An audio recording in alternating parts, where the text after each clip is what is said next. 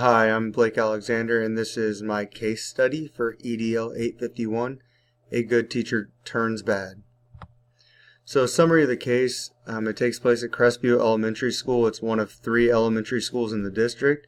It's in a rural area. It is, known for being a good school. Community and parents are happy with the school. The principal there is Jean Wilson. It's her 3rd year. She became a principal after teaching for 13 years. It also talks about how, her first year she didn't want to change very much, and she really hadn't because the school had been successful. The teacher in question is Mrs. Horton. We know at the end of one school year after spring break, she noticed that some things had changed in her. She wasn't acting the same way. She didn't seem as happy. And she'd hoped that she'd resolve her issues over the summer break. And going into the next year, those issues continued and got worse. There was a new reading program. She was openly against it. And then, there also started being complaints from parents and other community members about her behavior and how she was treating kids. She wasn't returning phone calls. And then at the end of the case study, it talks about Mr. Stafford, his daughter is Julie. He wants Julie removed from Mrs. Horton's classroom because the way she talks to the kids, she doesn't want to come to school anymore. They set up a meeting.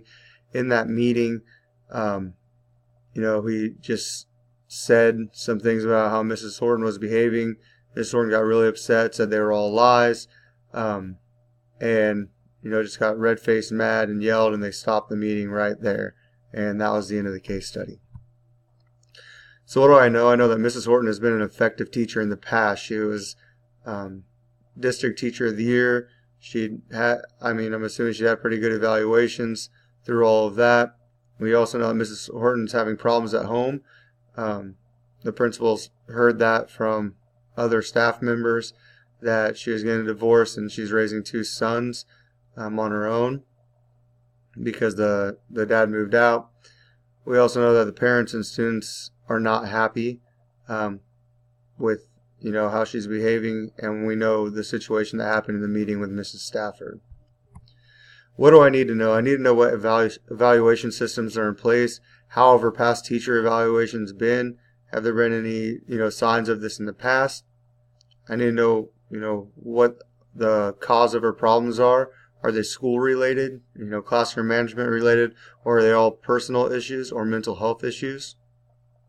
I also need to know if the situation can be fixed with Mrs. Horton, if she can change her behavior and get back to the way she was teaching, and get to a point where the parents are happy and the students are happy and learning is taking place. And then I also need to know what the plan is for the future.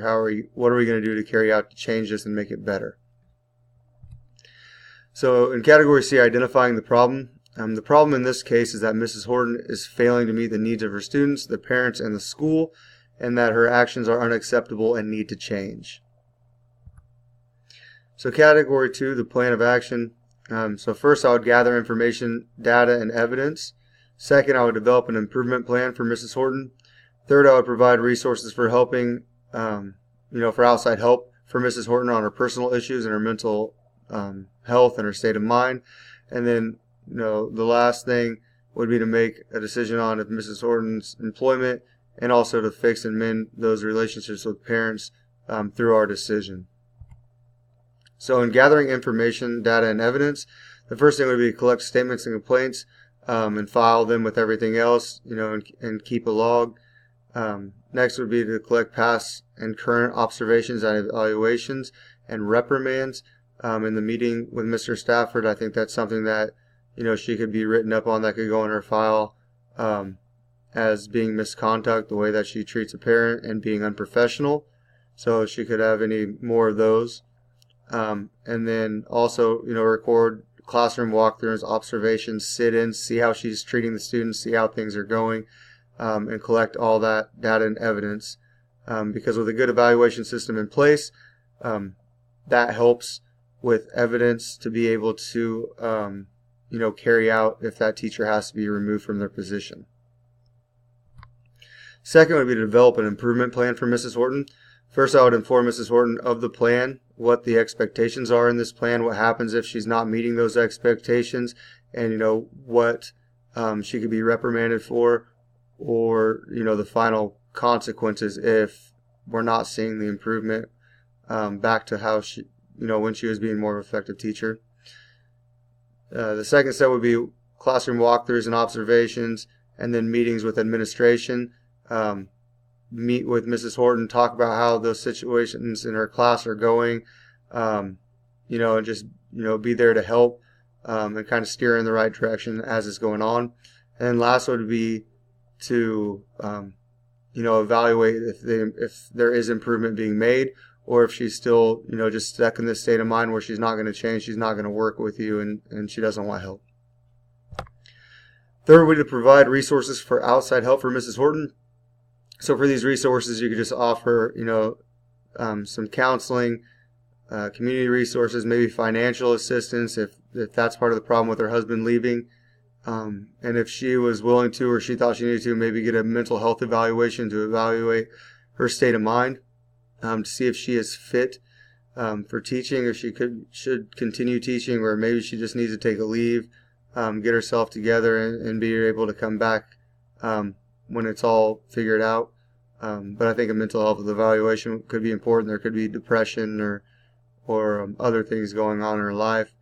And then lastly, just decide, if she's in the right state of mind for this, and that could be her decision, after being provided some resources. And lastly, to make a final decision on Mrs. Horton's employment and fix her relationships with the parents and community members. So I know I have this last on my list, but it wouldn't be the last step. It would be to contact these parents. I would move Julie to a different classroom because of the situation and what you've seen, and I think that relationship between Mr. Stafford and Mrs. Horton is not going to be repaired. So I think that moving her would be a good decision. And then just, talk to anybody who has complaints. Let them know that you're working on it, and you're trying to get it done quickly, and just kind of keep them up to date when changes are made. And then, strategy 2, has the improvement been made? If yes, how much? If no, why has it not?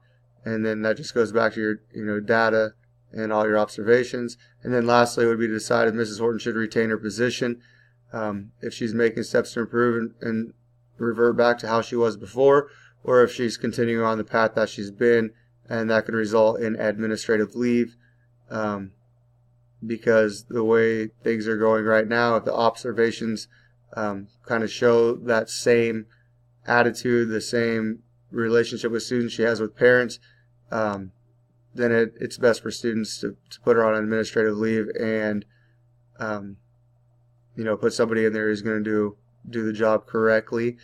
But that's after all the evidence is collected and data, and you've tried to work through it. So what is best for students? The best thing for students is to fix Miss Horton's conduct or find someone else to fill her position. And the data behind this, are the complaints, the bad student relationships, and whatever you see in your observations. It's also best for students to establish proper communication with parents. That's from the administrative end and also from the teacher end. If a teacher's not, talking to the parents when they're trying to reach her, or voicing their concerns, then that's a major issue. And some data is the complaints and how the meeting with Mr. Stafford went. And then another thing that's best for students is to establish resources for staff to help with their mental health. I think that's something that an administrator could do that can maybe prevent something like this from happening. Just providing resources for your staff and talking about mental health and their state of mind, and working with them a little bit. And then the data with this is Mrs. Horton's behavior and her mental state. So category 4, what was I thinking, feeling, and valuing? I was thinking, why is this happening? What's causing this? I was also thinking, how can this be resolved? What's the solution? And then I was also thinking something really must be wrong with Mrs. Horton for her to go from being a very effective teacher of the year to, really struggling with her class. And then what was I feeling? I was feeling sad for the students in her class. If anytime a student's, crying and doesn't want to school because they're things that our teachers are doing, I think that's a sad situation. I was also feeling frustrated for the parents. I know if I was in their shoes and I was trying to contact and reach my student's teacher, and they weren't, talking to me, that would be very frustrating, and also worried for the principal and the decisions that, she's going to have to make, and how she's going to go about fixing this problem. And then I was valuing having a good evaluation system for situations like this. Having that evaluation system can provide data in these situations. I was also valuing teachers that are doing things the right way and having great relationships with their students and talking to parents and really just being successful. That's just something that as an administrator I think you would value. And then I was also valuing my home life and my mental state and my teaching, that I'm thankful that I'm not going through what she's going through. So what issues are still unresolved or open to further investigation? I would say, did Mrs. Horton change her behavior? We don't know that yet. Was she reprimanded for her actions in the meeting with Mr. Stafford? We also don't know if Julie was removed from her class, although in my situation I said that I would have removed her and put her with a different teacher. And then we don't really know what was the cause of Mrs. Horton's behavior, if it was something with her husband, if it was something personal, if it was something school related. We really just don't know. So category 5, how did I promote the academic success for all students? By quickly addressing the situation with the teacher, trying to resolve the issue with her. Also by making classroom visits and sit-ins and making sure that students are learning and learning is taking place and content is being covered in the classroom. And then also by mending relationships with the parents and the community members. Just that communication to get the parents back involved with their teachers, with their school, and with their students to help them have academic success. And then how did I promote the personal well-being of every student? By implementing an improvement plan, by working with their teachers through observation and walkthroughs to help her, make sure she's talking to the students the right way, treating them the right way, and see what's really going on. And then changing Mrs. Horton's behavior, removing her from her position, whatever one is best for the well-being of the students would have to take place. And then category 3, how did I promote communities engagement for families and other stakeholders? By repairing the relationships with parents and also addressing the community members' complaints. There had been complaints to the board and also to the principal, and then adhering to the high standards the community has for the school. In the case study it said that the school was a good school, people were proud of this school, and having a situation like this would reflect badly on the school. And I feel like the community members, the school board, the administration, everybody has a lot higher standard for the school than what's taking place. And that's my presentation. Thanks for watching.